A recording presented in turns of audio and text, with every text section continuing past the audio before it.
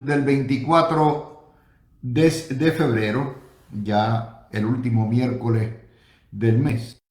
Quisiera tomar un tiempo para ustedes, de un tiempo personal. Es un punto de privilegio personal. Se trata de una gran idea que requiere una enmienda.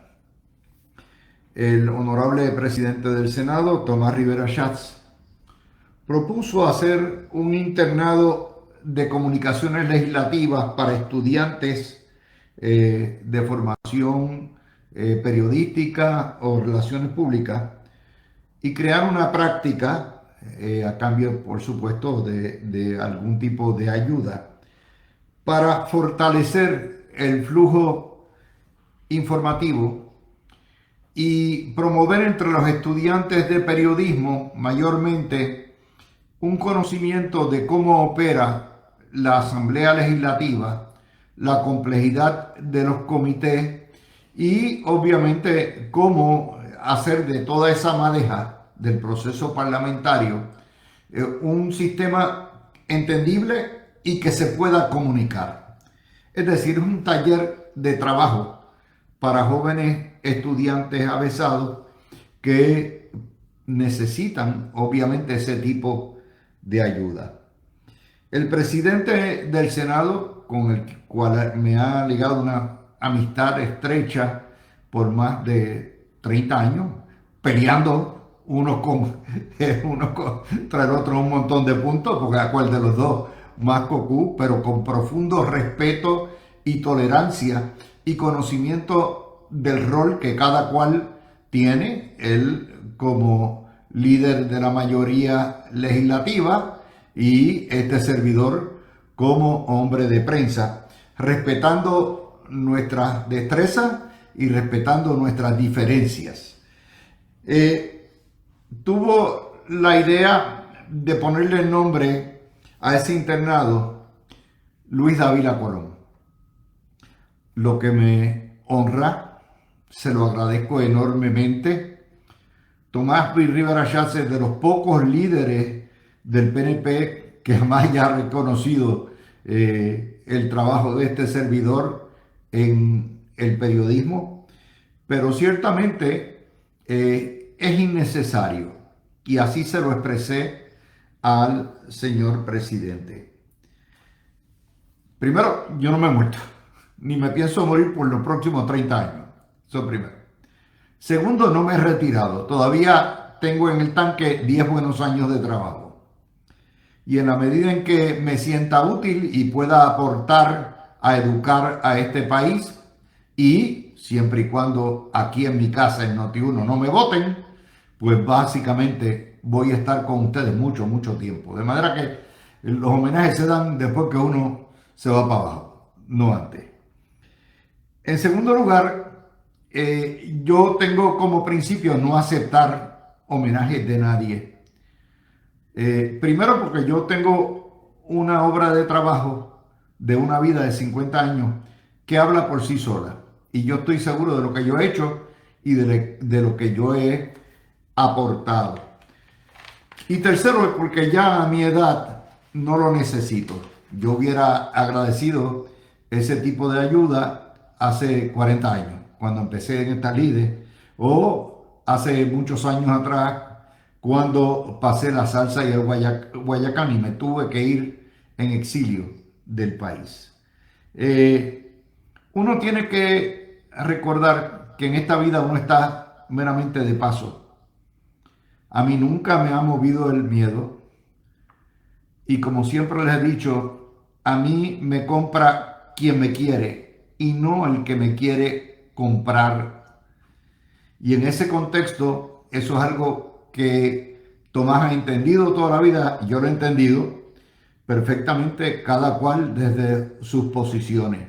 De hecho, Rivera Schatz, al igual que Miguel Romero, es una camada de líderes del pasado que uno podía sentarse, discrepar, tener diferencias y no entendían que porque uno fuera amigo o porque uno fuera de la misma ideología, iban a tener o exigían o exigen lealtad total y absoluta hacia sus personas. Todo lo contrario, son personas que escuchan, que oyen, que toleran y que tremendos en el debate y más que respetan. Así que a mí nunca me ha movido el miedo ni el dinero, porque uno está aquí de paso. Y cuando uno llega a mi edad, después de esta larga trayectoria que espero tenga muchos años más, el pasado de nada sirve. Yo siempre le he dicho a mis hijos, a mi esposa, que yo miro para el futuro. Yo vivo en el futuro, planificando, haciendo, mirando.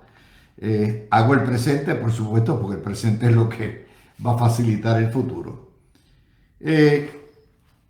Y en ese contexto, las cicatrices es lo que me han inspirado a echar para adelante. La idea de Rivera Chats es genial porque sí, los jóvenes se necesitan buenos jóvenes comunicadores. Hay una enorme ignorancia de los procesos, no solamente legislativos, hasta judiciales. Ustedes lo están viendo. Hay una degradación en la profesión del periodismo.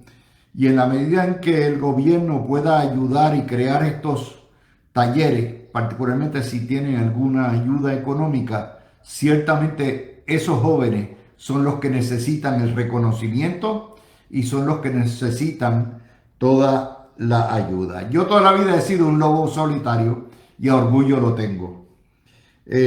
Por lo tanto, mi sugerencia al presidente del Senado es que le cambie el nombre. Y le voy a explicar por qué. Yo no soy presentable en sociedad. A mí me exiliaron. A mí me hicieron una patraña donde le hicieron creer al pueblo de que yo soy un racista. Yo perdí todos mis trabajos prácticamente. Y tuve que salir a ganarme las habichuelas fuera de mi patria porque la profesión que yo escogí después de leyes fue el periodismo. Y aquí se me cerraron las puertas.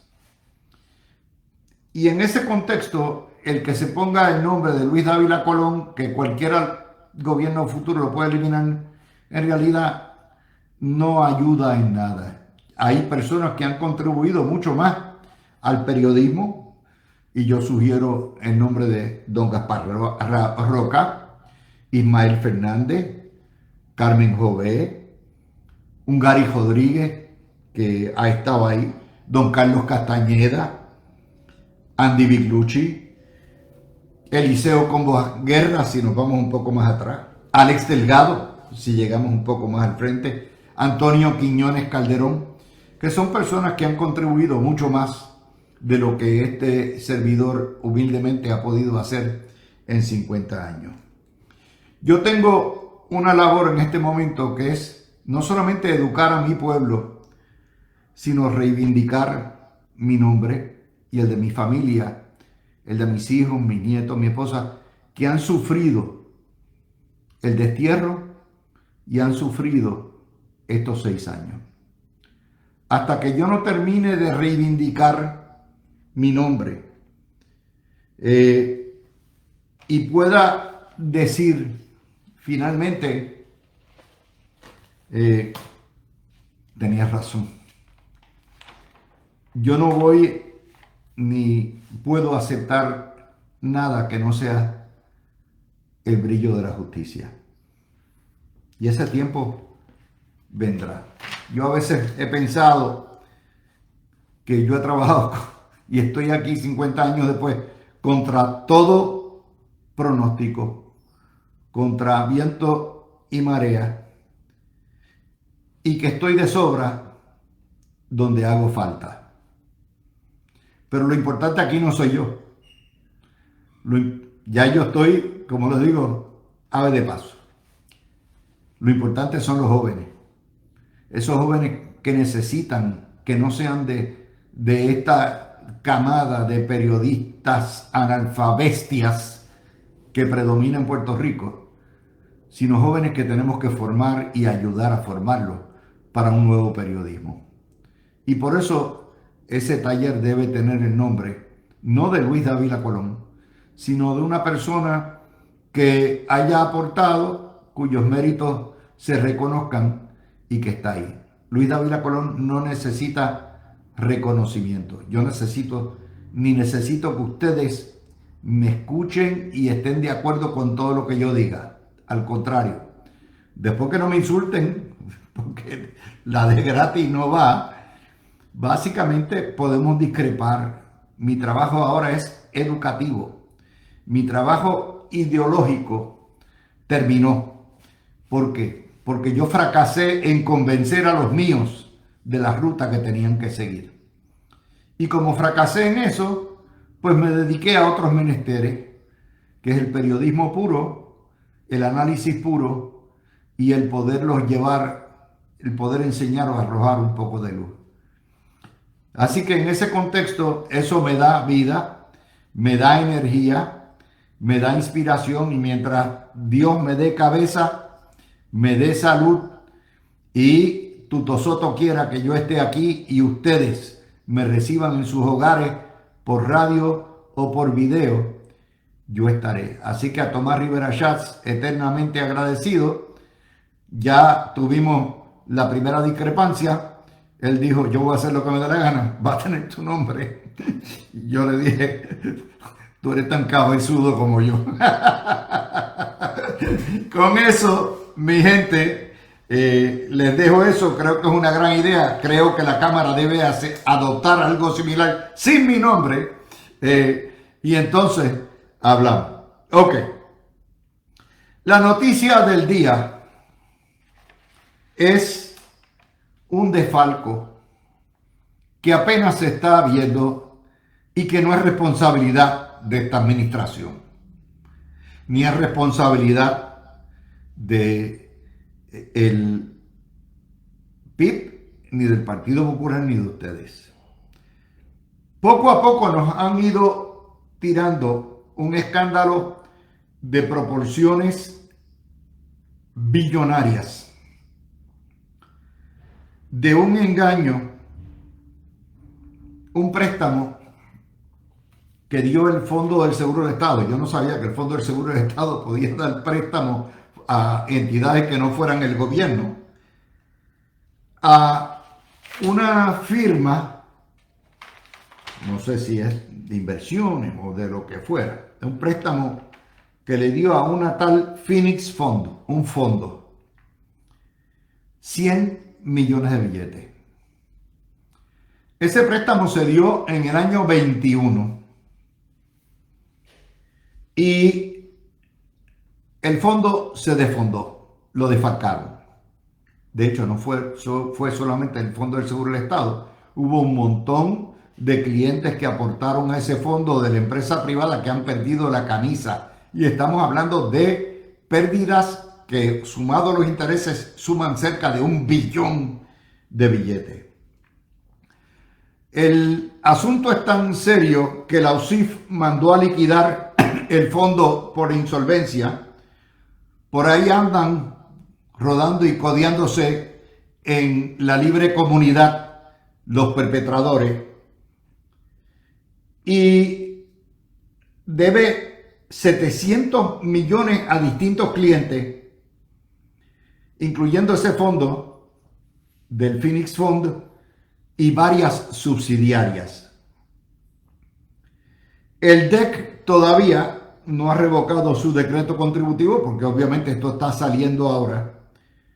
Ese préstamo supuestamente se otorgó en el 21 o el 22. De hecho, el decreto contributivo se otorga en el 22. De manera que no es la administración de Jennifer González. La UCIF ahora y la administración de Jennifer González tienen que bregar con este pozo muro.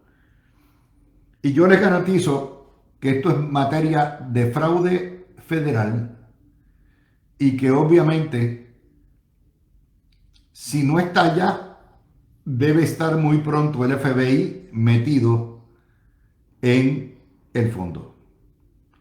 ¿Quién aprobó el fondo? ¿Quién lo apadrinó?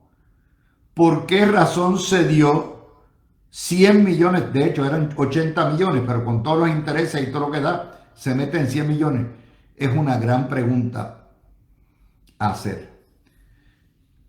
No se deben preocupar en términos de que este fondo no defonda el fondo. El Fondo del Seguro del Estado es la corporación más rica del gobierno de Puerto Rico porque es un monopolio de seguro laboral.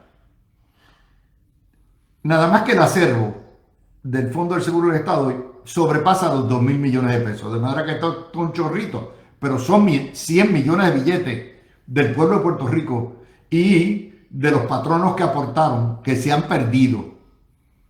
Y aquí tiene que haber una investigación de justicia federal, de la propia OSIF. Esto es materia seria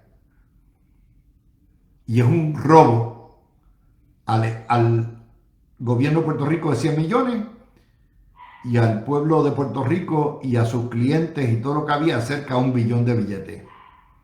Esto, yo no recuerdo un escándalo de estas proporciones. Por lo tanto, se los dejo para que entiendan dónde estamos. La tercera noticia, y créanme, esto va a ser una novela, esto va a ir desenvolviéndose rápidamente. Yo lo traigo porque obviamente cuando se trae a titular y a primera plana, ya automáticamente sé que los medios por ahí van a empezar a indagar y van a empezar a salir un montón de cosas. La tercera noticia que tengo para ustedes hoy tiene que ver con otro proyecto radicado por Tomás Rivera Schatz que tiene 17 años de atraso y que este servidor lo propuso tanto al Pleno del Tribunal Supremo como a la legislatura entonces, y tiene que ver con la democratización de la rama de gobierno judicial y la restauración del poder del Tribunal Supremo para administrar su propia casa.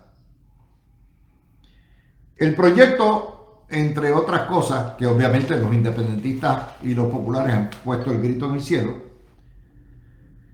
le devuelve al Pleno del Supremo, es decir, a la totalidad de sus nuevos miembros, la facultad de nombrar, reglamentar y disponer reglas de gerencia a todo el Poder Judicial. Entre otras cosas, convierte 85 jueces municipales a jueces superiores, lo que tiene un diferencial de casi $40,000, tengo entendido, por el juez. Y hay 85 jueces que pasarían eso, de manera que el tribunal de primera instancia quedaría en un consolidado en jueces superiores nada más, y le devolvería al Supremo la facultad de determinar la designación de jueces administradores, de salas especializadas, de comunicaciones, de contratos, de una serie de cosas que por años el Partido Popular se lo abrogó al juez presidente o a la juez presidenta cuando predominaba la justicia roja. Este tema fue tema de discusión aquí en la mirilla y antes de la mirilla, antes, en la primera etapa de la mirilla y posteriormente en el programa de la Azote, cuando la textura del Supremo cambió de jueces rojos a jueces azules. Y este servidor proponía y decía esencialmente que debíamos tomar en consideración hacer el cambio completo. Porque ustedes recordarán que hubo grandes controversias sobre el reinado de el entonces juez presidente Federico Hernández Denton y los abusos de poder de muchos de los jueces presidentes que se despachaban repartiendo la justicia roja. Defectos de extrema politización que yo no he visto en la juez presidenta, y hay que decirlo. y que este pleno, desde el año 2010, ha probado ser mucho más conservador en términos de política partidista y ha habido mucho más armonía. Claro, uno no está allí dentro del ajillo, porque donde quiera que hayan dos puertorriqueños, hay 20 chismes, pero si hay 9, imagínense. Pero en este proceso de 16 años ha habido una mejoría total de la calidad del Tribunal Supremo, la manera en que dispensan justicia y la manera en que se administran los tribunales. Yo tengo mucha fe en Maite Oronoz, creo que ha sido una juez presidenta. Si ha habido diferencias fuertes entre ella y el Pleno, no han trascendido, lo que habla muy bien de todo, porque esas cosas, la ropa sucia se lava en la casa. Para aquellos jurisconsultos que dicen esto no puede ser, le está quitando poderes a la juez presidenta, no. Todo lo que está haciendo este proyecto es reafirmando la Constitución. Leo. Artículo 5 romano, sección 4, que hace el Tribunal Supremo. El Tribunal Supremo funcionará bajo reglas de su propia adopción, en pleno o dividido. Es decir, el Tribunal Supremo es, y recuerden, tenemos un sistema judicial integrado completamente, hace las reglas de su propia adopción. No es el juez presidente, es el Supremo, los 9 miembros, por mayoría. Artículo 5, sección 7.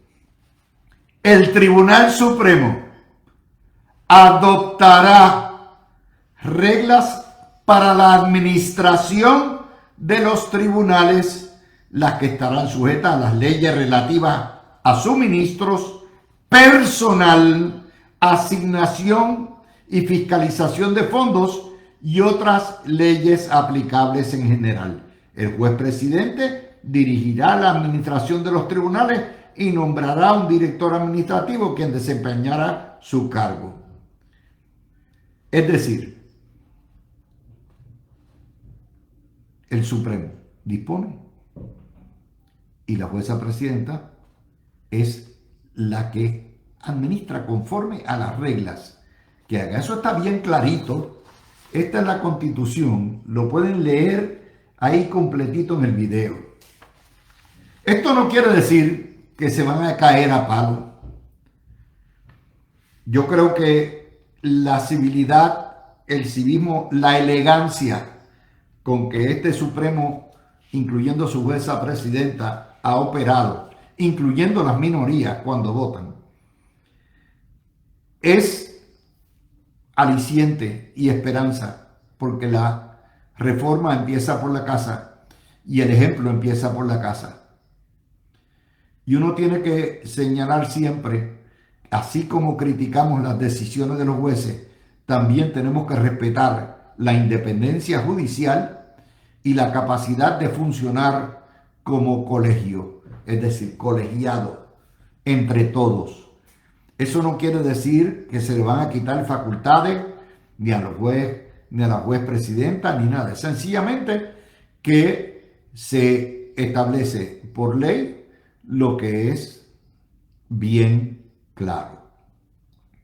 De manera que el presidente del Senado señaló esta mañana en Jugando Pelotadura que esto va a ir a vista pública, el Colegio de Abogados tendrá derecho al pataleo, la Asociación de Abogados, que es en este momento el gremio más fuerte de todos los abogados, apoyará el proyecto y dará las enmiendas correspondientes.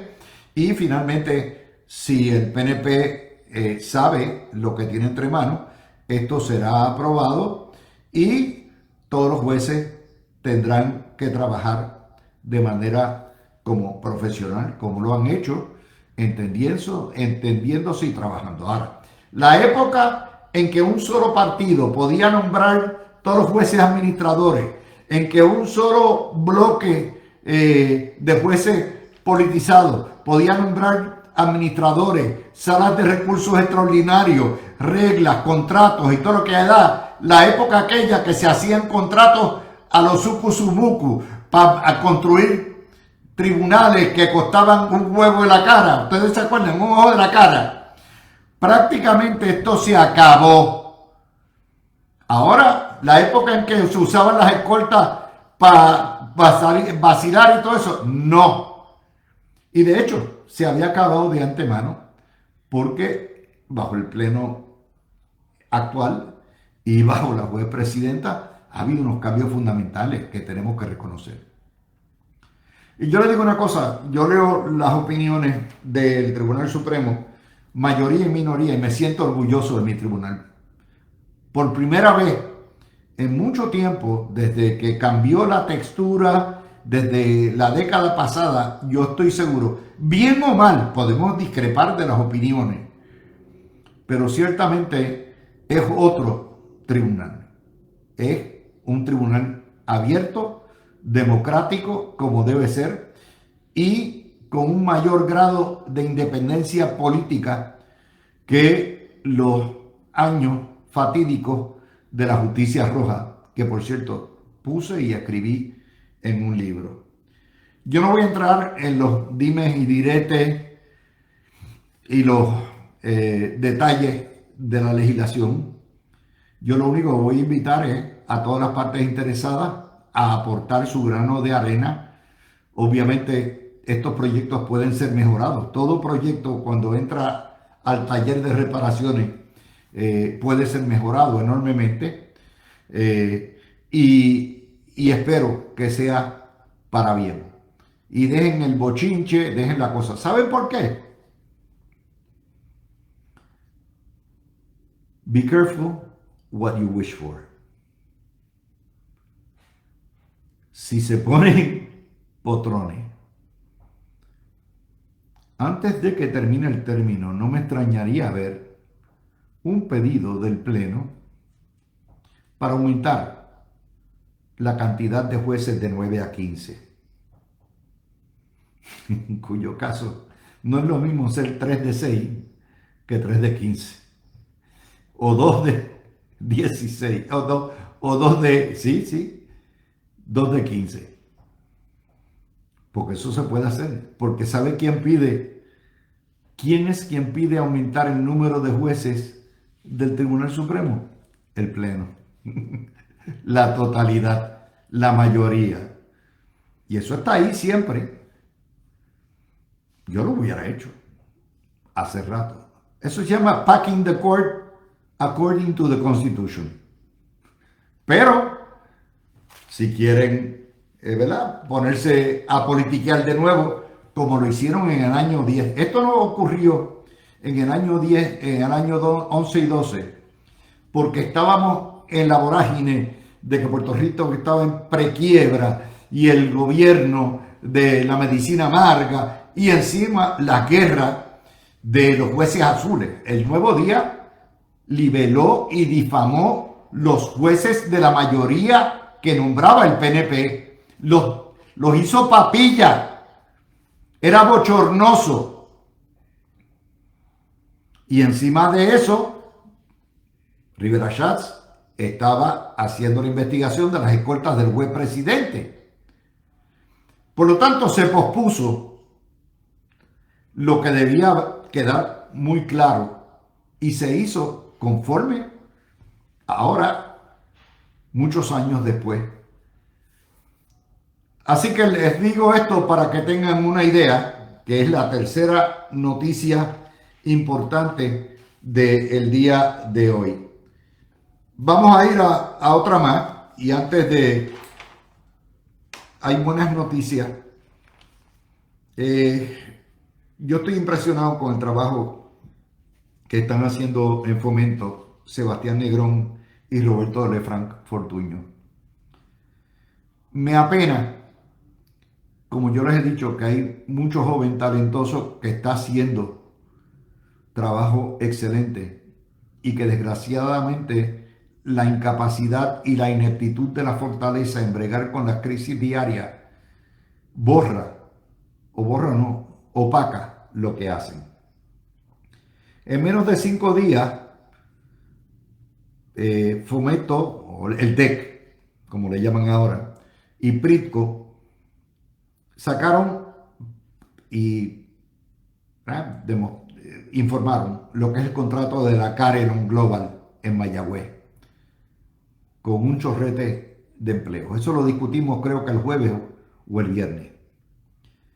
Y ahora nos dan otro más, que es la expansión en Santa Isabel y Aguadilla de un proyecto de 40 millones de la aeroespacial RTX, que es subsidiaria de Collins Aerospace, que va a traer 525 nuevos empleos, 175 para Santa Isabel y 350.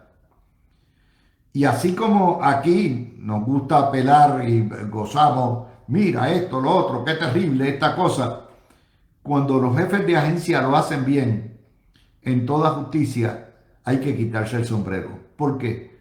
Porque no podemos ser tan cínicos de cantar nada más que los strikes y los outs. Cuando hay hits, hay que decirlo. Y hay que decirlo porque bastante se sacrifica uno en el servicio público para que no le reconozcan los esfuerzos.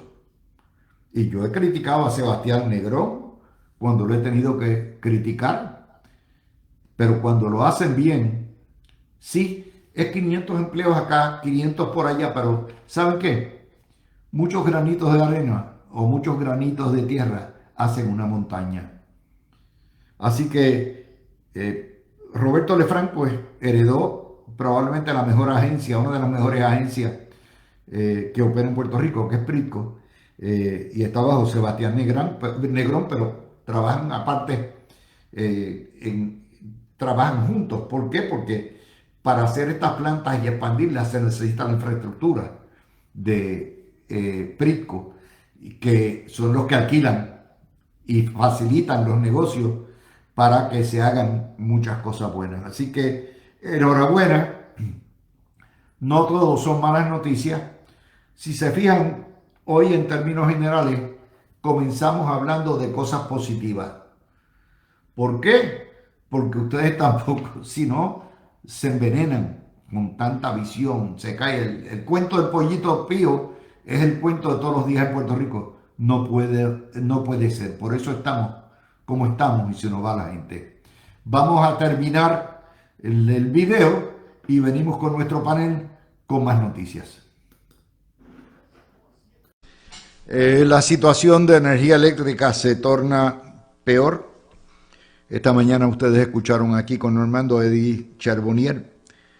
Va a realizar vistas sobre la crisis de agua. El precinto 1 está seco. Luis, dijiste energía eléctrica, es acueducto. Perdón, acueducto. Eddy Charbonnier.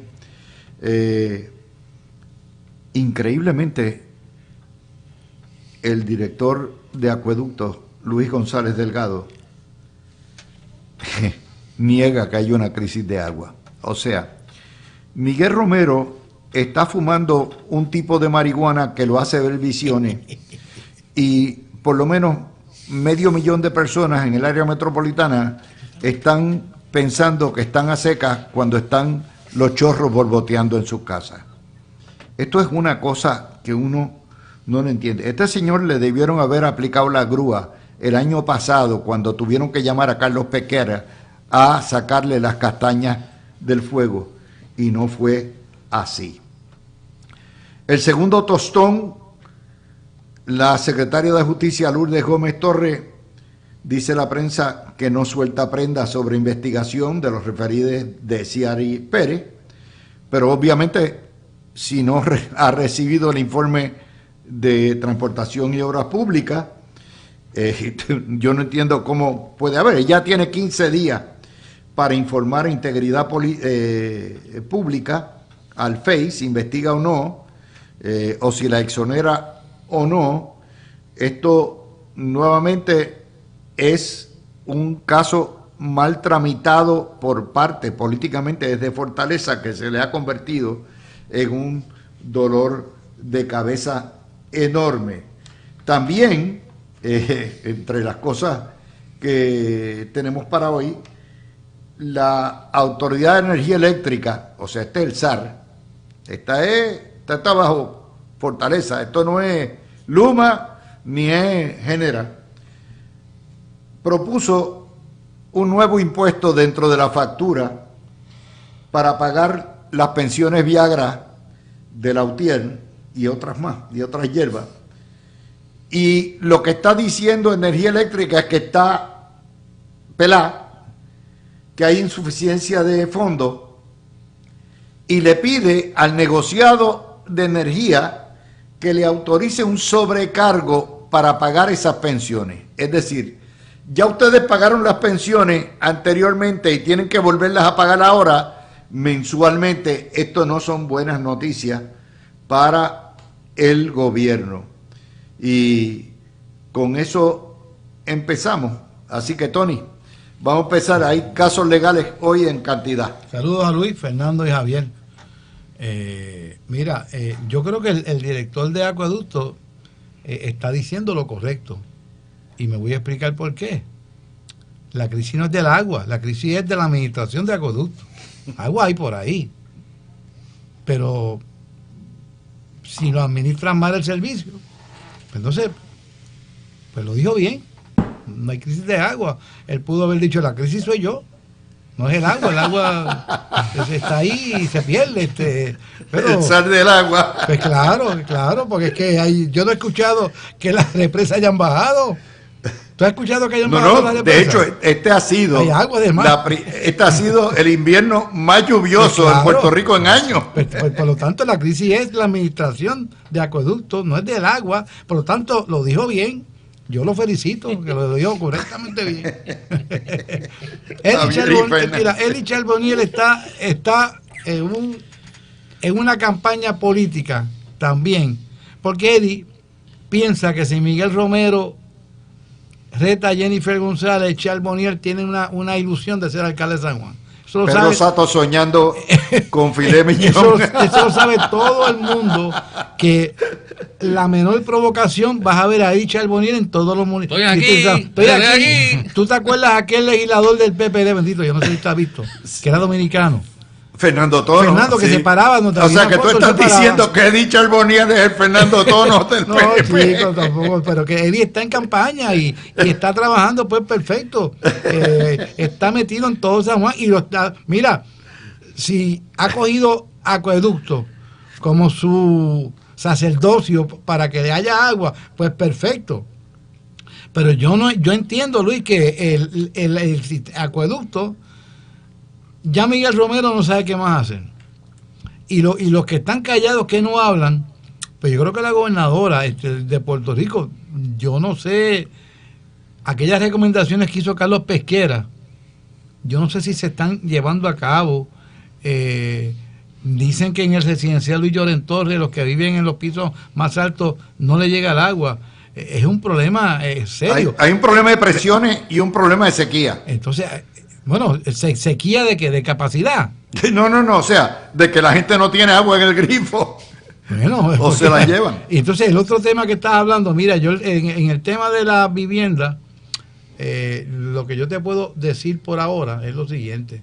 El Departamento de Justicia hace una investigación y yo he dicho públicamente, no están investigando a la secretaria de la vivienda. Están investigando unos hechos sobre un manejo aparentemente inadecuado de una estación de Marbetes. Eso no quiere decir la secretaria de la vivienda siendo investigada.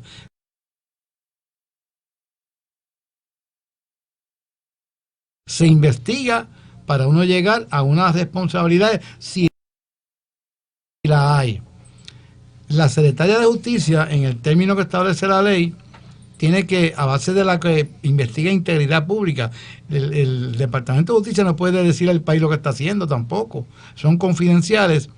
Integridad pública le tendrá que decir a la Secretaría de Justicia si activa lo que es una investigación preliminar bajo la ley del FEI, que es una investigación preliminar, no es cualquier investigación, es una investigación que preliminarmente determine que algún funcionario que cae bajo la ley del FEI pudo haber cometido algún delito.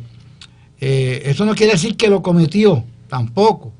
Y si eso se activa, entonces la secretaria le tiene que notificar al panel: estoy activando la investigación preliminar que establece el panel. Pero vamos a esperar que eso, supuestamente hay un informe, la secretaria no tiene que esperar tampoco el informe que está haciendo DITOP. DITOP no investiga hechos criminales, DITOP investiga asuntos administrativos. Así yo creo que aquí ha habido mucha especulación porque los medios, y con eso termino mi posición, han cogido este tema como un bastión político para atacar a la administración. Vamos a esperar que las investigaciones terminen, no prejuzguemos a nadie por ahora. No por ahora, nunca se debe prejuzgar a nadie, y que justicia rinda su investigación, que no va a ser pública tampoco.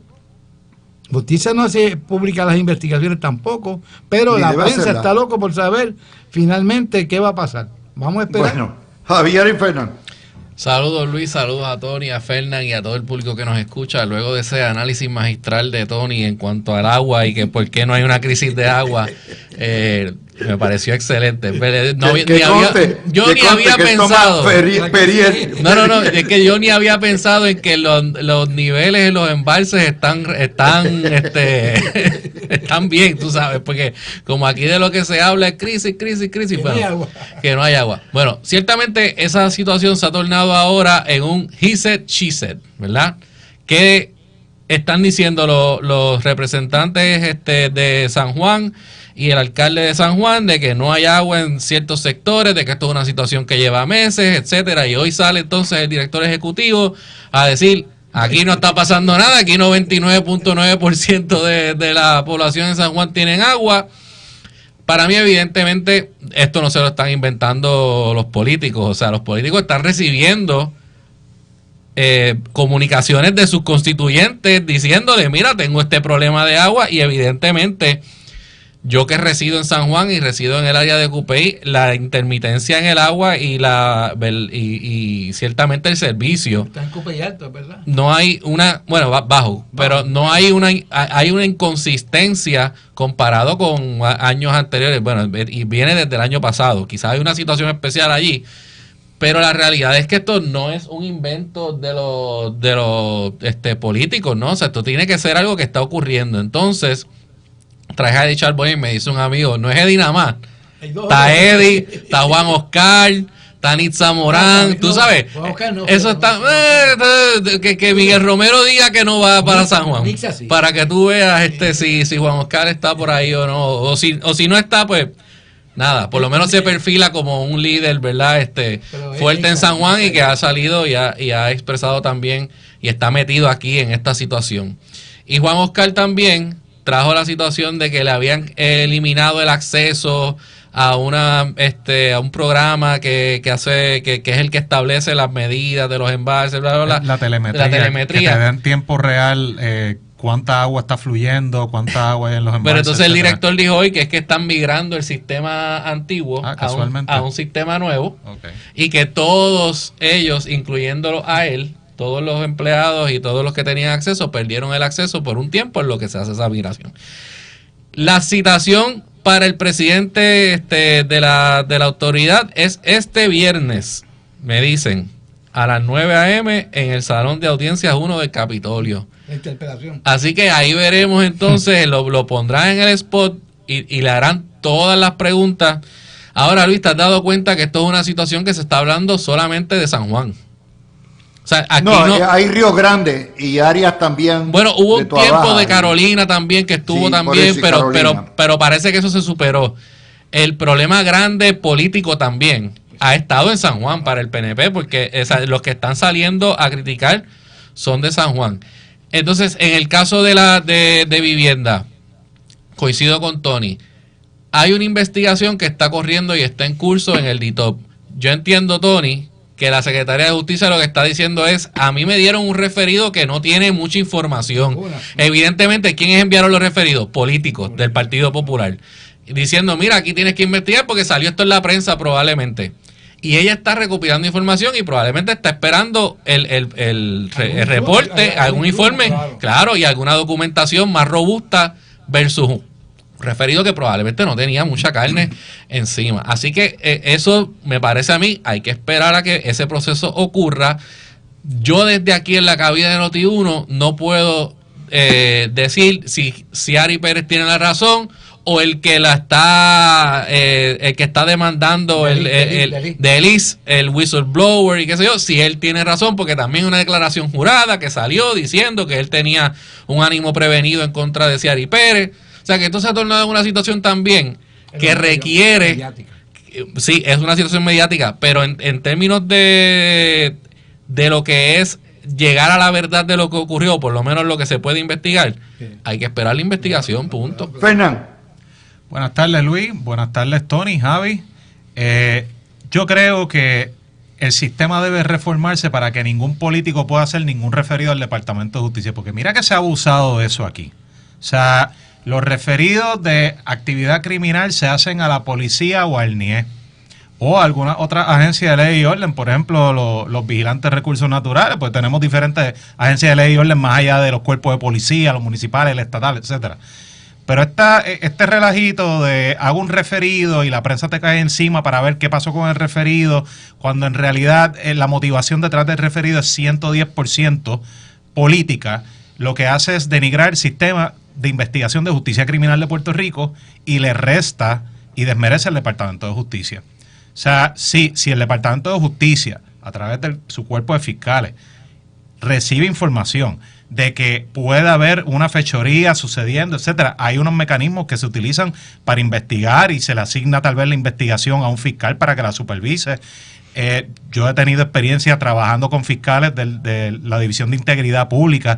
Ellos citan a testigos, le toman declaraciones juradas después de entrevistarlos, emiten supinas, o sea, requerimiento de producción de documentos y tienen que analizarlo y lo hacen con la asistencia, Tony. No sé si todavía el negociado de investigaciones especiales ayuda en esas investigaciones del DIPAC, o sea, de Integridad Pública, pero que no es un proceso que sucede de la noche a la mañana.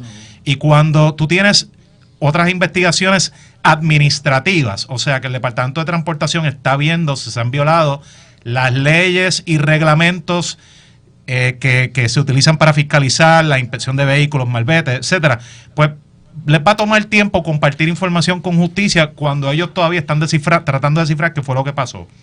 Así que yo me uno a las palabras de los dos compañeros aquí de que este pitorro todavía no está curado y no se puede servir. O sea, hay que esperar a que el proceso el proceso investigativo culmine. Y mira, que las fichas caigan donde tienen que caer, porque el fiscal no está para procesar gente, el fiscal está para perseguir la evidencia, a ver hasta dónde lo lleva en la búsqueda de la verdad. Mira, yo siempre he dicho, miren el ejemplo más reciente. Cuando mataron a Lorenzo González Cacho, que en paz descanse, todo el país se enfocó, y la prensa también, tiene que haber sido Ana Cacho. No hay manera que sea otra persona. Y se inventaron películas y teorías, hasta una serie de televisión hicieron, que quién estaba allí, que quién no estaba. Bueno, mil teorías. Sale la figura del manco y su versión fue corroborada por Luis Fraticelli, María Domínguez, Carlos Cases. Llevaron al manco a casa de Lorencito, que en paz descanse, y dijeron, este tipo fue. Nos convenció y se corroboró. Cuando radicaron el caso, la burla era tan grande ya de la figura del manco que el caso se cayó. Porque tú no investigas para llegar a una persona, tú investigas para ver quién fue. Porque si tú investigas para llegar a B, en el camino me vas a descartar lo que no me llegue a B. Y eso es lo que yo estoy planteando. Hay unas irregularidades según una persona que esté por ahí dando videos, radicando demandas, y hay una investigación en DITOP. Eso se investiga, pero de ahí, sin ninguna investigación, hay que votar a la de vivienda. Esto afecta al gobierno. ¿Pero por qué? Por unas alegaciones que no están probadas por ninguna agencia seria de ley y orden. Entonces, si se dañan reputaciones, está la secretaria, están los familiares, oye, y eso afecta al gobierno también, porque personas que son por intereses políticos y los ves en televisión y los ves en la radio, piden cabeza sin que justicia tan siquiera haya activado una investigación preliminar. Les digo, el problema es más mediático que otra cosa, y el mal manejo de toda esta situación.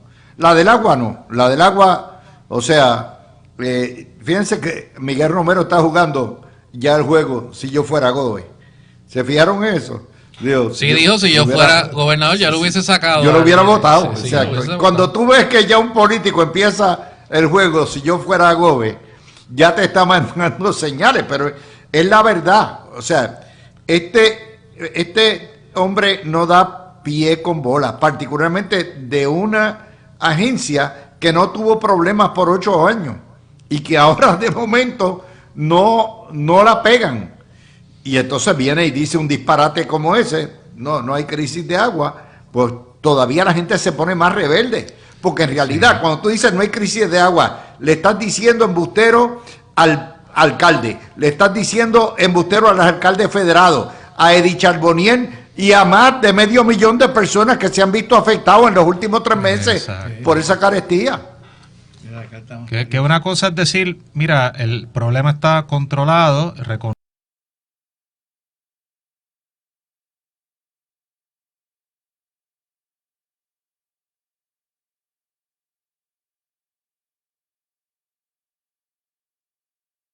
conocemos que hubo unas situaciones que perduraron 2 meses, el tiempo que durara, y eso muestra más sensibilidad versus ir directo así, ya aquí no pasó nada. En la casa de Bernalda Alba no pasa nada, o sea, se acabó el evento. Pues obviamente eso va a generar blowback. Eso no le debe sorprender a nadie. Pero es lo que tenemos, son los problemas políticos del día, y eso no se va a ir, van a estar ahí un buen rato dando vueltas. Y dando vueltas, es como le digo, esto es, ya ustedes saben, mientras más se bate, más apesta. Vamos a hacer la pausa cuando a esta noticia que sale del presidente del Senado radicando un proyecto para devolver al Pleno del Supremo la facultad que le da la Constitución de nombrar, reglamentar, disponer reglas de gerencia al Poder Judicial. Además convierte 85 jueces municipales en jueces superiores, lo cual lleva a un diferencial de salario, creo que es $40. Digo, 40, no, sí, ¿cuánto es? $40,000 más, ¿verdad? Más o menos. Lo que también tendría probablemente que pasar por el sedazo de la Junta de Control Fiscal. Y ahí está la situación, el Colegio de Abogados se opone, los populares se oponen también. Y vamos a ir con Javier, empezar con Javier.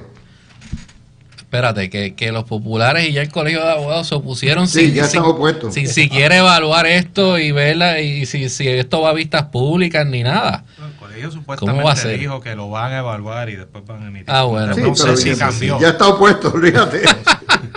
Eso se van a oponer.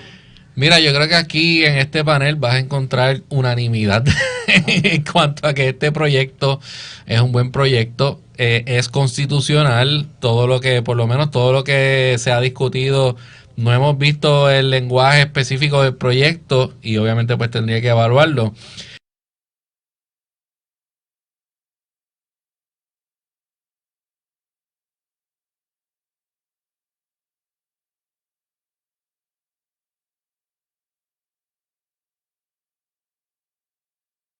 Pero me parece a mí que es totalmente constitucional que sea el Tribunal Supremo el que bajo reglamento determine la administración de los tribunales en el sentido de nombramientos de jueces administradores regionales, traslados, todo tipo de movida que entiendo que debería bajo reglamento hacerse por el Pleno.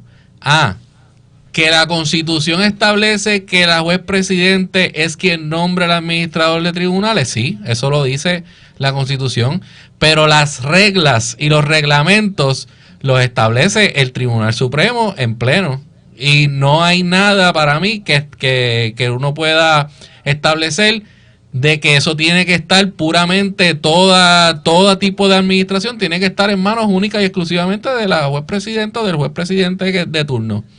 Así que lo que he visto también sobre eliminar el puesto de juez municipal me parece muy bien también. O sea, esto es simplemente parte de lo que es la designación de qué tipos de casos van a ver los jueces. Y pueden ser todos jueces superiores, y ustedes, pues hay unos jueces que van a ver regla 6, otros jueces que van a ver vistas de regla 6 en alzada, y otros jueces que van a ver casos civiles, y otros jueces que van a ver casos criminales en su fondo. Y eso es igualmente que se hacen las designaciones hoy, se podría hacer bajo esta nueva ley de la judicatura, pues que no exista la figura del juez municipal y no se dividan en los jueces del tribunal de primera instancia en jueces municipales y jueces superiores, sino que sean todos jueces superiores. No veo nada malo con eso. En la parte de lo que es el fideicomiso, eso pues quisiera ver un poquito más y ver cómo funcionaría y ver un poco más el lenguaje del proyecto, pero en apretado síntesis y en términos generales veo con buenos ojos la legislación. Fernando.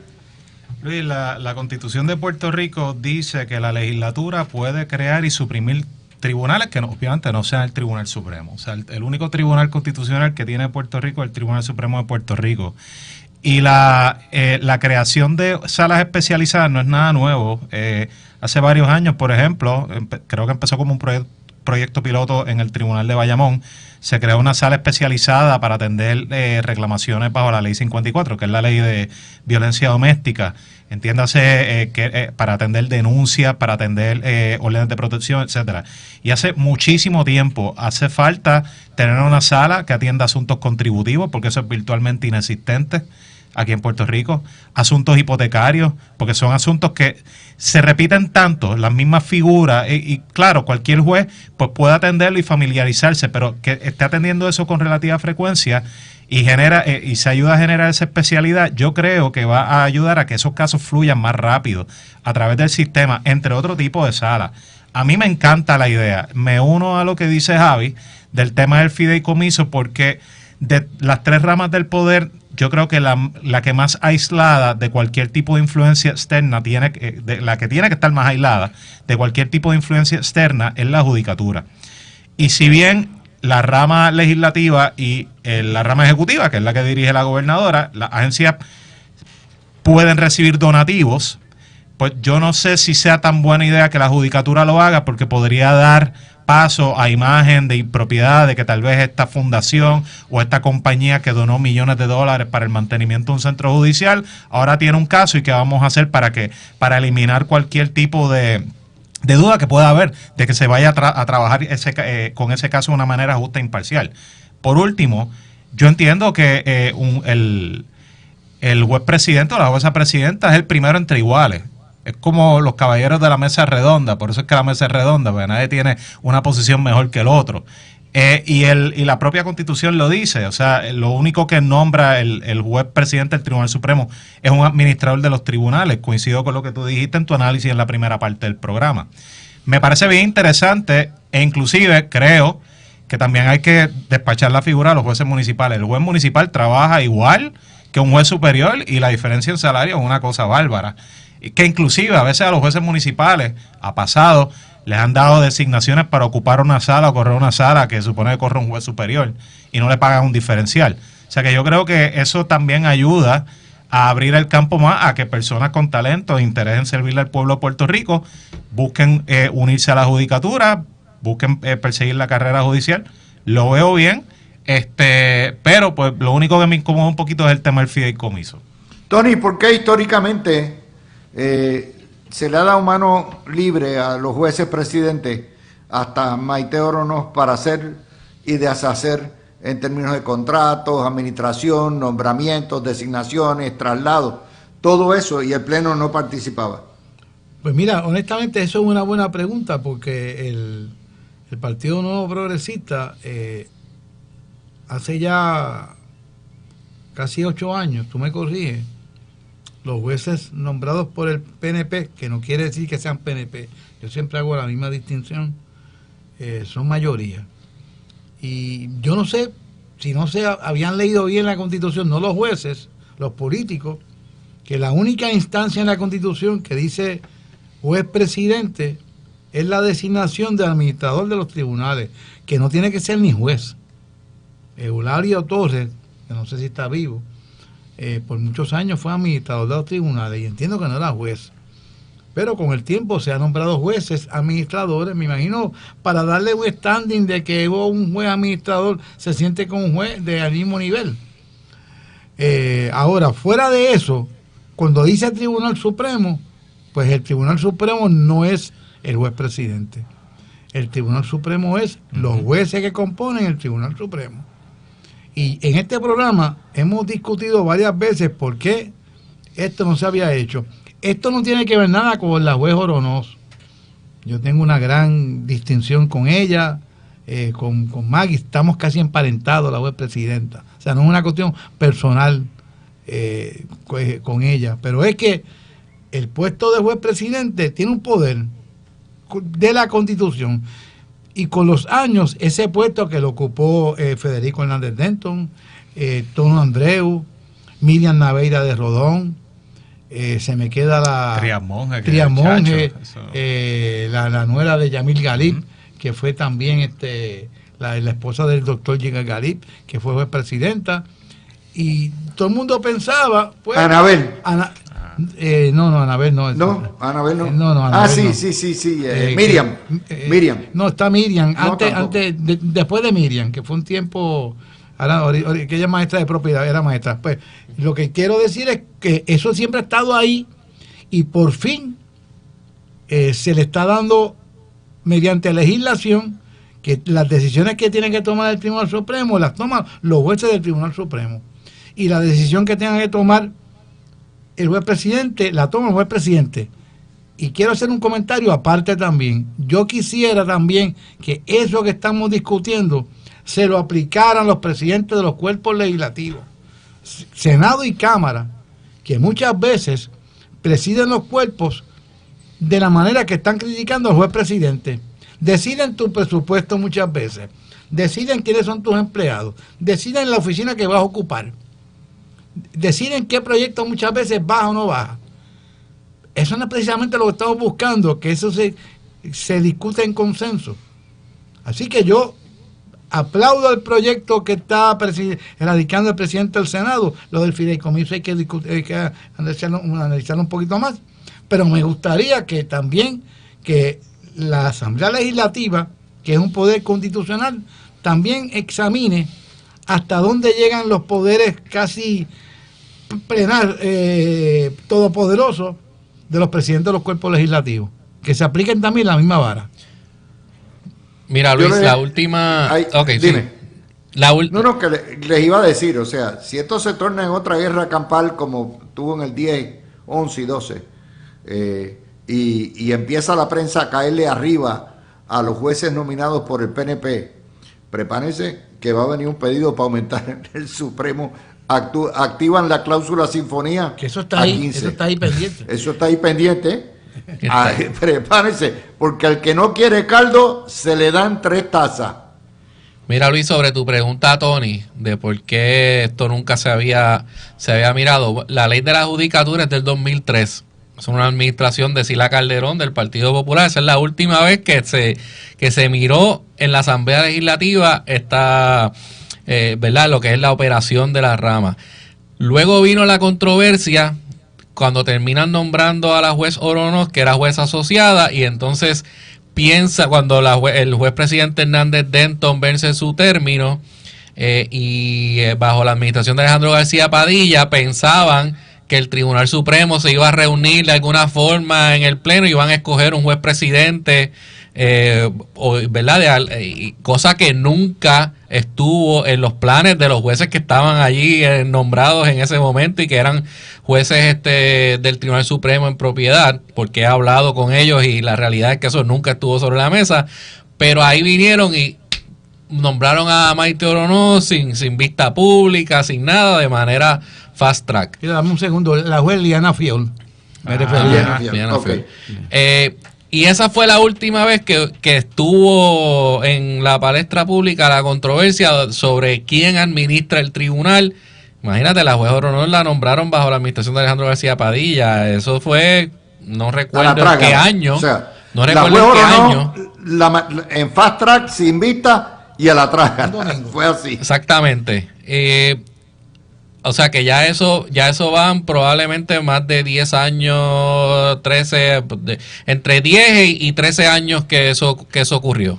No estoy Sin seguro. embargo, yo les pregunto a ustedes, ¿verdad? Los tres, yo no recuerdo, ya yo estoy retirado de la profesión de abogado desde la década pasada, pero yo no recuerdo encontronazos fuertes que trascendieran. A lo mejor en el pleno, allá adentro, en el recinto los había, pero entre la juez presidenta y la mayoría del pleno no han trascendido, ¿verdad que no? Las disidentes, yo creo que eso es todo. Que en se ese supone. contexto la juez presidente ha tenido mucho más respeto por preservar la unidad de la institución que otros jueces presidentes. A lo mejor porque los otros jueces presidentes nunca tuvieron que bregar en minoría, ¿verdad? Hubo un caso, ahora no recuerdo cuál fue, que la minoría del tribunal filtró a la prensa antes de que saliera Es verdad. una opinión, y eso creó unas rencillas internas en el tribunal.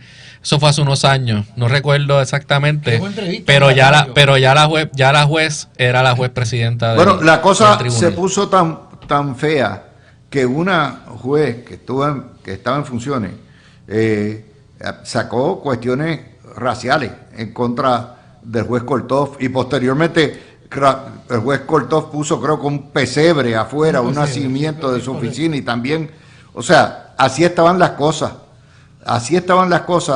a principios, yo le diría, entre el 2010 y el 2013, la cosa estaba bien difícil. ¿Tú sabes qué fue lo que pasó, Luis? Que era la primera vez en la historia moderna que un partido que no fuera el PPD nombraba a la mayoría de los jueces. Y que eso tiene que haber creado algún tipo de resentimiento, algún tipo de lucha, porque yo cuando los jueces se reúnen en pleno, hay unas discusiones, pero son de casos y discusiones de enfoque. Yo una vez me decían que las discusiones entre Don Andreu, que en paz descanse, y Rebollo, que en paz descanse, eran colosales, pero eran de derecho, eran de enfoque de caso. Y era sagrado que no se filtrara lo que ocurría en el pleno, precisamente para poder tener estar abierto a esa discusión sin que después estar pensando de que lo que yo dije aquí o lo que dijeron mis compañeros, esto va a salir. Y eso fue parte de lo que ¿verdad? De la violación a esa regla no escrita, obviamente. Y eso lo digo porque una vez esto Rebollo lo comentó. Yo tenía una batalla con tono en ese pleno, pero era de discusión de casos.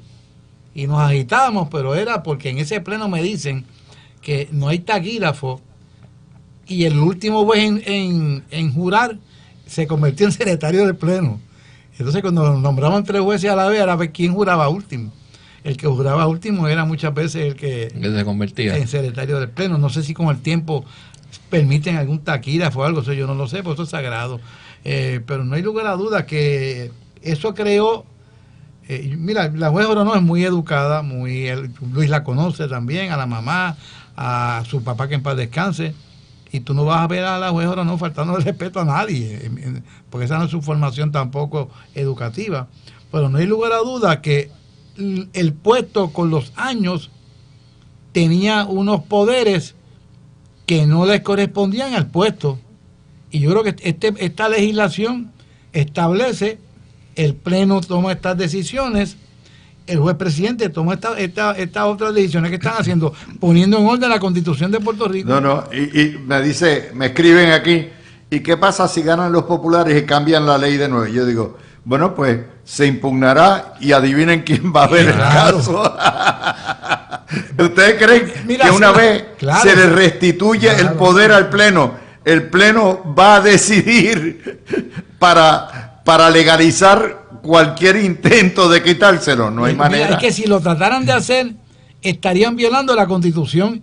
Y el Exacto. Pleno va a decir, esto es inconstitucional. Sí. Mira, Luis, otra cosa positiva, el asunto de las traducciones, de expandir esa área del tribunal, porque en muchas ocasiones se utilizan en casos en la federal puede ser en casos Certificaciones. inclusive, claro, donde tú tienes que citar el derecho de Puerto Rico y no hay traducciones oficiales de las opiniones de los casos o de la sentencia, y pues tienes que hacer básicamente tu propia traducción. Esto facilita el litigio y facilita también el entendimiento de personas que no hablan español y que hacen negocios en Puerto Rico y que al final del día quieren o sea, es mayor acceso a la justicia que se hagan estas traducciones, y también estoy de acuerdo con eso. Vamos a ir al otro tema legal que tenemos. La Fortaleza perdió el caso, tal como lo anticipamos aquí, de las credenciales. ¿Por qué? Porque la libertad de prensa no requiere licencia, ni credencial, ni autorización del Estado. Es quien acredita a los periodistas, es el medio. El medio le da a usted una identificación, El Nuevo Día, Noti1, que lo identifica a usted como un periodista bona fide, y eso es lo que, ¿verdad?, lo que ha existido toda la vida. La cuestión de las credenciales del Departamento de Estado, únicamente para darle licencia a las tablillas para que se puedan parquear en las áreas que les permite la ley.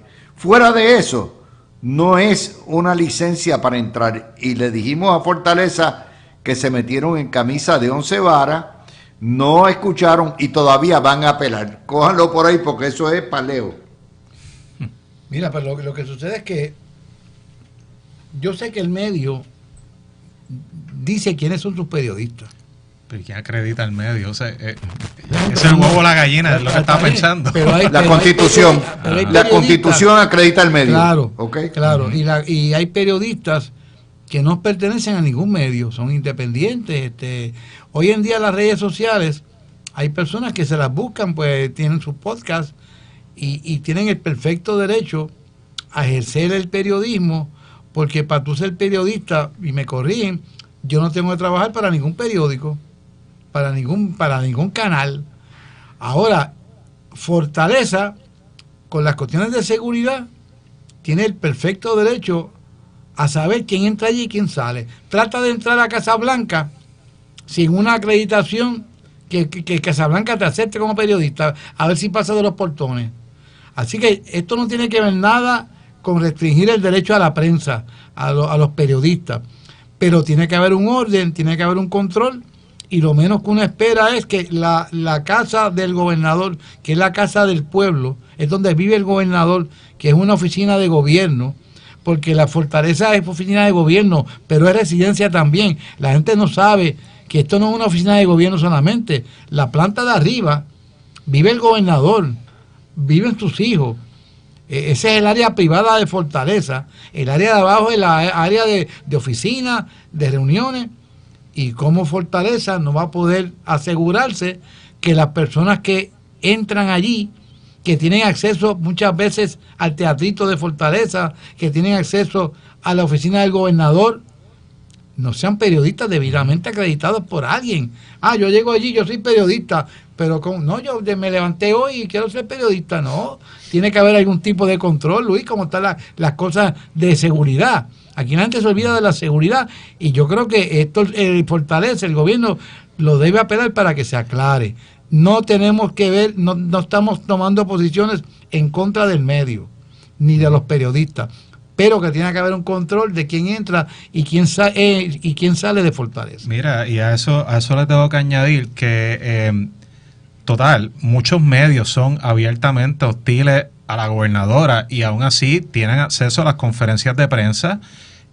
Ciertos periodistas hacen unas preguntas bien incisivas, a veces malintencionadas, otras veces no, y la gobernadora a veces se las canta como ella las ve, y ¿dónde se hacen esas preguntas? Muchas veces en la misma Fortaleza. No se le ha restringido el acceso a medios que han tomado una postura, pues ya sea de fiscalizar de una forma más intensa la administración de la gobernadora o básicamente atacarla. O sea que yo no me suscribo a la posición que han asumido varias personas y algunos medios de que este caso es una manera de la que se está buscando suprimir la libertad de expresión que se expresa a través de la participación de la prensa en estos eventos, en estas conferencias, etcétera. Lo que sí es que, pues, debido a la naturaleza del caso, es un caso que está vivo, se va a apelar, y cuando esas cosas pasan, pues los abogados le decimos a los clientes, trata de no hacer expresiones públicas al respecto, o aclararlas conmigo antes de hacerlas, pero entiendo que sería prudente, en coordinación con los representantes legales del gobierno de Puerto Rico, hacer unas expresiones públicas o un comunicado de prensa explicando claramente qué es lo que se está buscando con este litigio, para no dar lugar o paso a estas interpretaciones creativas de que aquí se quiere establecer una tiranía y suprimir a los medios, etcétera. Les digo que esto pudo haber sido más sencillo todavía, porque fíjense que los dos periodistas eran del Centro de Periodismo Investigativo. El CPI tiene credenciales y es obvio, aparte de que, vamos, es innecesario. Tú sabes que Valentín es del CPI, el otro de Metro, lo que fuera. Todos se conocen. Esto era todo innecesario. Luis. Eso es porque todos se conocen. Aparte que el teatrito es muy pequeño. Ustedes lo saben también. Pero por esa parte hoy, pero antes de entrar en este tema, me escribe una fuente que es amigo tuyo también, de las filtraciones que estaba hablando que ocurrieron del Tribunal Supremo. Fueron dos. En el 2010 se filtró la resolución que aumentó los jueces del Tribunal Supremo. Y en el 2019 se filtró por Telemundo en New York la decisión que puso a Wanda Vázquez en la gobernación. Esas dos resoluciones o opiniones del Tribunal Supremo se filtraron. Así que sí, como recordábamos, hubo instancias en donde sí, las cosas dentro del pleno estaban calientes. Esto, al que a hierro mata, a hierro muere. Después de todo, no nos podemos olvidar de 63 años de abuso, mal uso del poder. No nos olvidemos de eso. O sea, yo escribí un libro sobre ese tema, se llama Justicia Roja, ¿ok? Está ahí. Pero posteriormente, es mi opinión, acá desde afuera, he visto una mejoría considerable en la calidad de las opiniones, en la variedad, porque hay disensos. Sí, de vez en cuando se ponen potrones y se dicen cositas ahí, pero mucho mejor que antes. Sí. Por eso, claro, ese es clásico. Y uno se tiene que reír, eso es clásico. Eso ha sido así toda la vida, aunque cuando todos eran populares, ¿ustedes se acuerdan? Ha sido así toda la vida. Pero lo que me Mira, Luis, pero quiero comentar también sobre esto sobre este tema. Dime. En términos de lo que son las credenciales, yo entiendo que igual que Fernán y que Tony, o sea, que este caso va a seguir apelándose. Estas personas, yo lo que leí es que ellos ni siquiera habían solicitado las credenciales, o sea, no habían sufrido un daño porque no le habían denegado las credenciales, número uno. Número dos, para mí sí tiene que haber algún tipo de discernimiento con quienes entran a la fortaleza a cubrir una conferencia de prensa donde puede estar la gobernadora o pueden estar diferentes funcionarios del gobierno, porque tú no sabes si tú dejas entrar allí a cualquier persona que te diga, no, yo soy periodista o yo tengo este medio o lo que sea, tú no sabes las intenciones con las que pueden venir.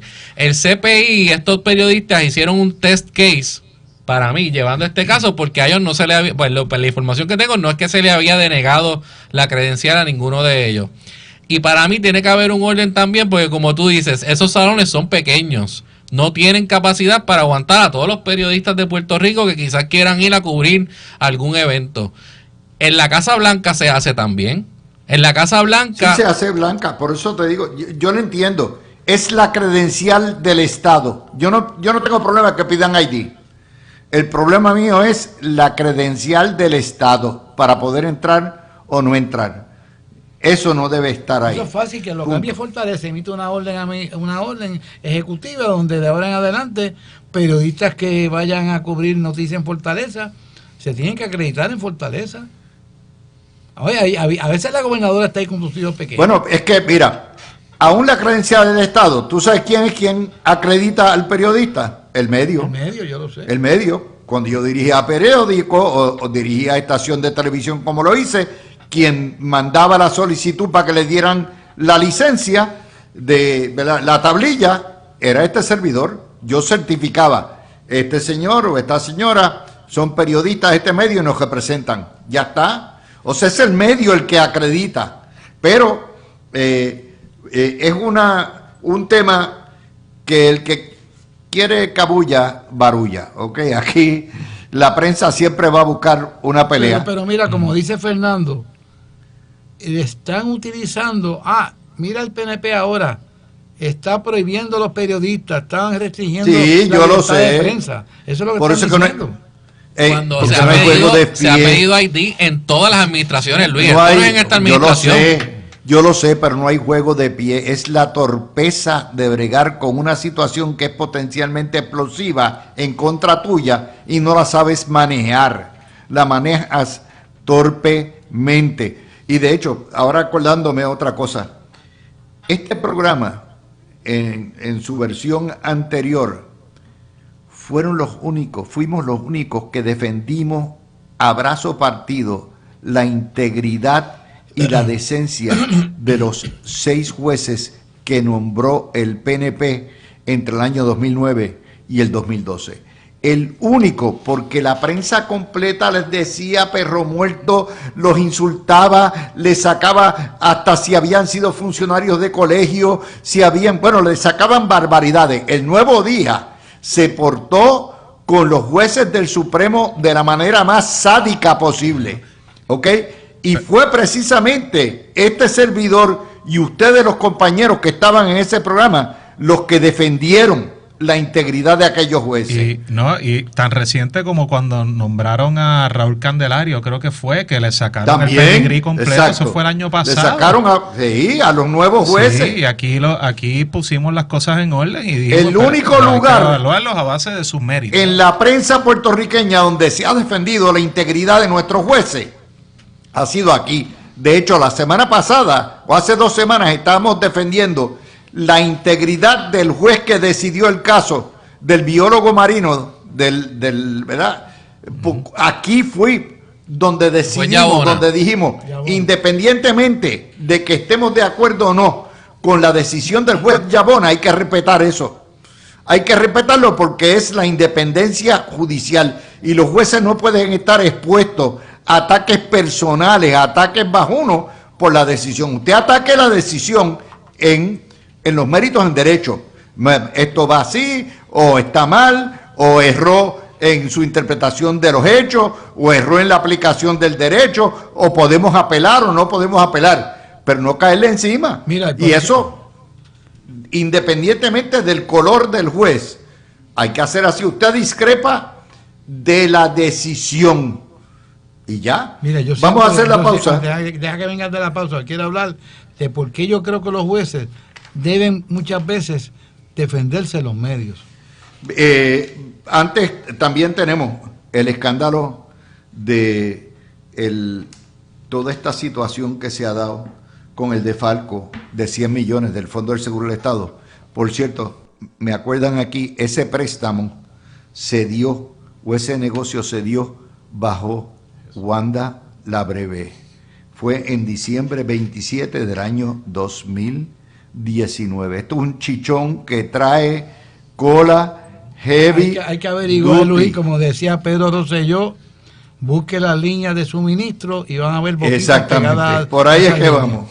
Follow the money. Follow the money. Regresamos ya mismito. Acabamos de enterar en estos días del préstamo que otorgó el Fondo del Seguro del Estado o la cesión de dinero, no sé exactamente cuál fue la transacción que se dio el 29 de diciembre del año 19 con la compañía, el fondo Phoenix, por la totalidad de unos 80 y pico millones que con los recargos e intereses que dejaron de pagar se ha metido en 100 millones.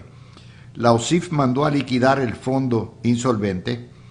El Phoenix Fund se declaró en quiebra, adeuda cerca de 800 millones a distintos clientes privados y públicos, tiene 4 subsidiarias y el DEC todavía no ha revocado su decreto contributivo otorgado en el año 28, o sea, después que cogieron los fondos, y por ahí andan para arriba y para abajo los principales y los padrinitos campeando por su respeto. Yo me imagino que el FBI tiene que estar metido aquí. ¿Qué ustedes creen? Mira, decía Pedro Rosselló, espero esté bien allá en donde vive en Estados Unidos, que cuando ocurren estas cosas tienen una línea de suministro y que vas a ver personas pegadas con la boquita chupando de esas líneas de suministro. ¿Qué quiso decir? Busque quiénes empujaron ese proyecto. ¿Quiénes empujaron? Yo no conozco a esta persona. Aparentemente es un tipo que es un mago de finanzas, que es un buen inversionista, pero le han entregado yo no sé cuántos millones y de momento los millones no están. Le debe a todo el mundo. Me dicen que se pasaba jugando como el golf en Dorado, dándose buena vida. No tengo que ver, no quiero decir que no haya trabajado, pero estas cosas llaman la atención. Y si se radicó quiebra cuando la compañía iba a ser liquidada por OSIF, ahí puede haber un fraude. Y un fraude de materia criminal. La quiebra no paraliza casos criminales, para que se sepa. Así que vamos a investigar, pero hay que ver cómo se dio ese negocio, quiénes empujaron el negocio y qué asignación hizo el gobierno o la agencia antes de hacer ese tipo de contrato. Ustedes se han fijado la cantidad de escándalos millonarios que ocurrieron durante la incumbencia de Wanda Vázquez. O sea, esto es un chichón detrás del otro. ¿Cuántos millones son? Ahora mismo 100 millones. 100 millones. Claro. Dentro del pote de acervo del fondo, pues el fondo tiene más de 2.000 millones en acervo, de manera que esto es apenas el 5%, pero estamos hablando de 100 millones, son 100 millones. Mira, ¿Okay? Luis, yo como tengo acreedores del Phoenix Fund que me han consultado y que estoy representando, ya sea yo directamente o en mi oficina, te puedo decir lo que ha transcurrido públicamente sobre este asunto. El Phoenix Fund era manejado por esta persona que se llama Francisco Rivera. Y evidentemente hay una investigación que estuvo en la oficina del comisionado de instituciones financieras, o sea que ya había una investigación estatal en ese asunto sobre cómo el Phoenix Fund, a pesar de haber recibido para invertir más de 500 millones de dólares, ya al final de la semana pasada, o a la semana pasada, cuando la OSIF emite una orden de liquidación, no tenía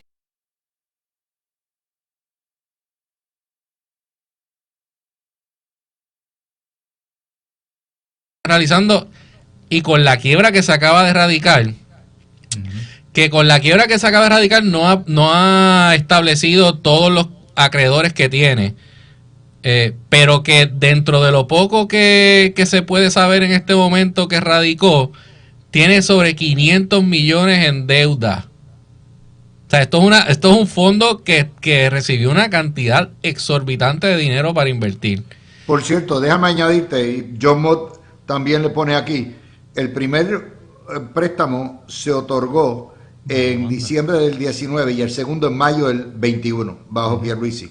¿Okay? Exacto, o sea que fueron dos transacciones 40 separadas. millones y 40 millones. Correcto. Y evidentemente, si fuera solamente el fondo del seguro del Estado, pues sería una cosa. Pero aquí se fueron enredados muchísimas corporaciones y muchísimas personas privadas también. Fernando. Hay algo bien importante que tú lo traiste a colación en tu primera intervención en el programa, y es cómo es que el Fondo del Seguro del Estado hace este tipo de inversiones. La ley orgánica de la Corporación del Fondo del Seguro del Estado lo permite. O sea, permite tomar préstamos, dar préstamos, etcétera, emitir bonos. Virtualmente todas las corporaciones públicas creadas en Puerto Rico tienen este tipo de capacidad, o sea que llama la atención por la cantidad de dinero a la que estamos hablando, la palabra quiebra y la palabra liquidación de institución financiera, o sea, de entidad bancaria o como sea. Pero, o sea, esto no se aparta mucho de lo que es el curso regular de los negocios en el gobierno de Puerto Rico, y como tú muy bien dijiste, el fondo es la corporación pública más solvente, pero es por motivo de que es un monopolio. Y todo patrono viene obligado a comprar una póliza. Así que, mira, esto es la puntita del iceberg. En este fondo hay personas de la industria local, como asesores bien conocidos. Apenas pues estamos empezando a aprender qué es lo que pasó aquí. Investigaciones criminales, mira, normalmente uno no las puede descartar, y si son los federales, pues uno no sabe exactamente cuándo empiezan. Te enteras cuando vienen los arrestos o las citaciones a la lectura de acusación, pero cuando fracasan bancos grandes y se detecta que fue porque se cometió fraude electrónico, o sea, se engañó a una persona o a un grupo de personas o entidades para que depositaran dineros allí, hay fraude de seguridades, o sea, de instrumentos negociables, todo eso son delitos federales, y definitivamente entidades reguladoras como el Securities and Exchange Commission se puede meter, al igual que agencias de ley y orden tipo FBI, entre otras. Pero nada, Luis, o sea, llama la atención, pero es una de esas cositas que hay que mantenerlas pendientes, hay que mantenerse pendientes de ellas. Tony, ¿tú sabías si el fondo podía dar préstamos? Yo no sabía que podía dar préstamo el fondo, que servía como una financiera. ¿Es un préstamo o qué tipo de negocio? Bueno, mira, ¿qué fue lo que pasó con UBS cuando se pusieron a dar préstamos con un banco que trajeron de afuera contra el margen de las acciones que tenían la gente allí? Más o menos algo parecido, que te daban un préstamo, tú tienes tanto invertido y te doy un préstamo. Porque ese fue el esquema que montó UBS con un banco de afuera. Y por cierto, no le pagaron, dejaron de pagarle, pues ni pidieron permiso ni nada. Estos esquemas que se hacen a ese nivel de millones de dólares, yo no sé por qué se detectan tan tardíamente. Porque aquí hay gente capacitada, aquí hay inspectores, aquí hay gente que pueden ir detectando este tipo de inversión. Porque lo que ocurre en muchos de estos casos es que empiezan a hacer los pagos como se supone. O quizá con un poco de atraso, lo que sea, pero es como un Ponzi, un tipo de Ponzi scheme. Te van pagando al principio, mientras reciben más dinero de los que siguen entrando, pero cuando ya dejan de entrar o ya entonces se empieza a regar de que mira, aquí esto no es como lo dicen. Ya han pasado unos cuantos años y ahí es que viene entonces ahí es que viene el tumbe y ahí es que viene la debacle completa. Y Javier, tú que estás metido en ese tema porque tienes gente que te ha consultado, esto no se puede detectar con anterioridad, porque las cosas cuando empiezan a ser tan bonitas, tiene que haber habido algo que llame la atención a la gente, porque oye, esto está demasiado bueno, esto tiene que haber pasado algo aquí.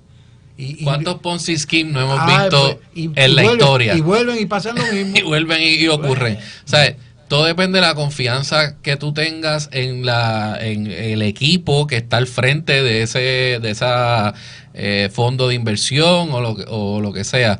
Pero sí, o sea, estoy de acuerdo contigo. Mira, o sea, eso pasó cuando el sistema de retiro, un amigo nos llama la atención para volver me envía un oyente, y gracias, este fondo estuvo envuelto en firmar un acuerdo con la familia de Roberto Clemente para producir una película de $60 millones de la vida de Roberto Clemente. Esto fue en el 2023. O sea, este fondo parece que estuvo involucrado en un montón de actividades aquí, económicas, inversiones, no sé, me imagino que algunas de ellas... Te estoy diciendo, al momento en que la OSIF empieza la investigación en el 20, no sé si fue en el 2025 o en el 2024, se percatan que hay múltiples demandas contra el fondo, ya que ya tenían hasta sentencias y tenían órdenes de embargo, o sea que los litigios contra el Phoenix Fund vienen ya de hace un tiempo.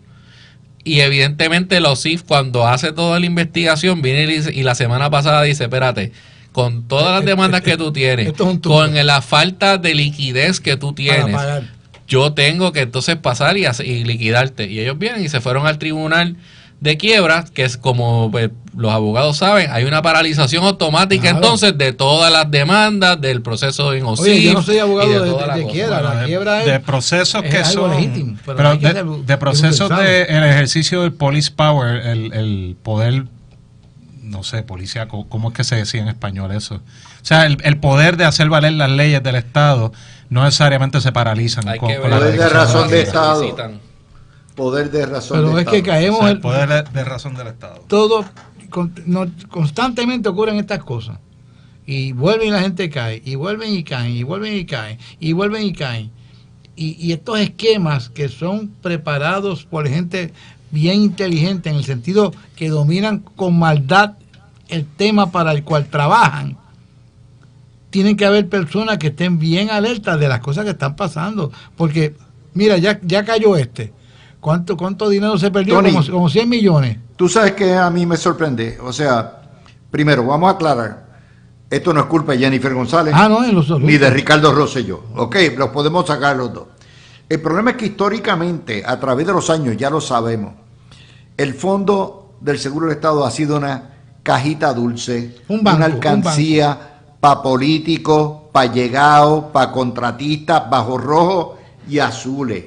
Y el problema es que nadie los ha fiscalizado. O sea, imagínense, el gobierno de Puerto Rico quebrado, energía eléctrica quebrada, acueductos quebrados, la YUPI quebrado, y el Fondo del Seguro del Estado tiene 2.000 millones de dólares para repartir en una piñata política para medio mundo. Y digo, hay que darle el crédito a quien le da el crédito. Esta administración sacó para afuera todo esto.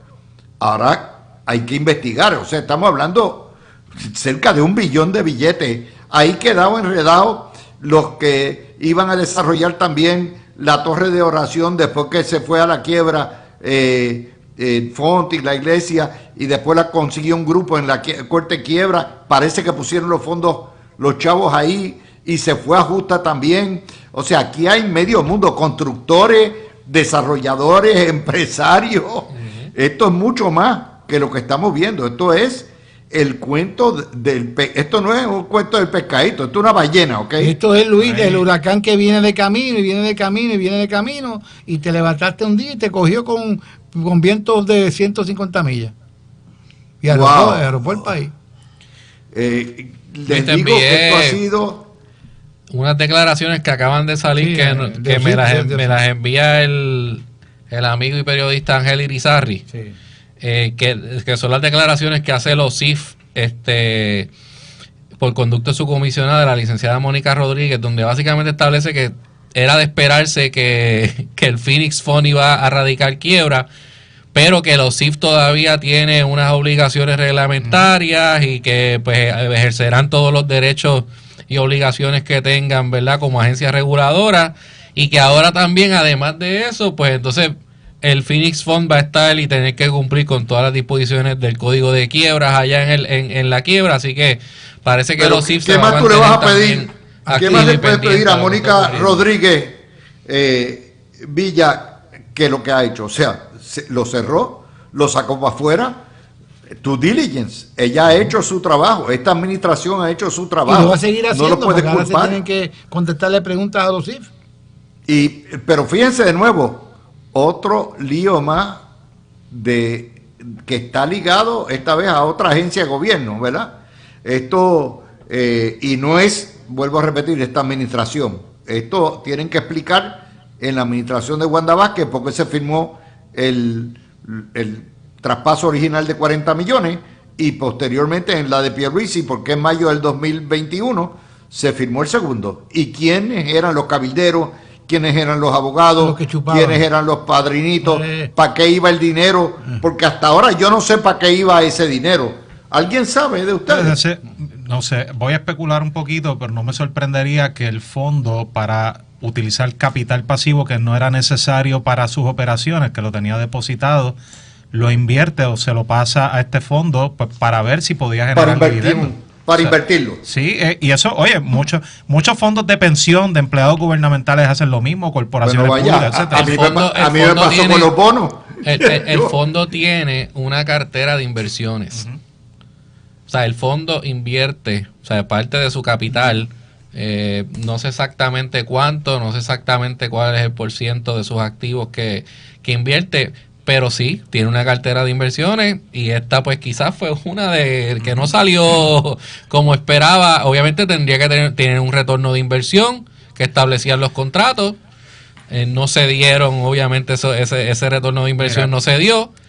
Y ahora pues está esta situación donde se investigará a fondo qué ocurrió, cómo, bajo qué circunstancias se firmó esto, y evidentemente a la misma vez se hará una investigación completa por las autoridades estatales y no dudo que las federales sobre el posible fraude en que pueda haber incurrido el Phoenix Fund y sus funcionarios. Mira, hay precedentes cuando Doral Bank fracasa y es cerrado por la FDIC y también por la OSIF.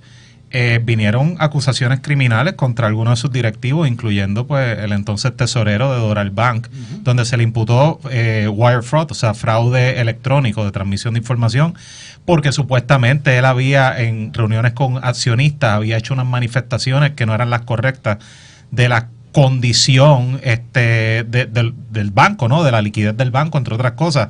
Que no te sorprenda que si como resultado de esta investigación se determina algo similar, las autoridades federales tomen cartas sobre el asunto, sobre las personas responsables de esto. Pero claro está, hay que dejar que las cosas fluyan, las investigaciones culminen, los procesos continúen. Esa es parte del trabajo que hacemos aquí, desmenuzar la noticia. Obviamente, ninguno de nosotros somos expertos en este tipo de transacción financiera.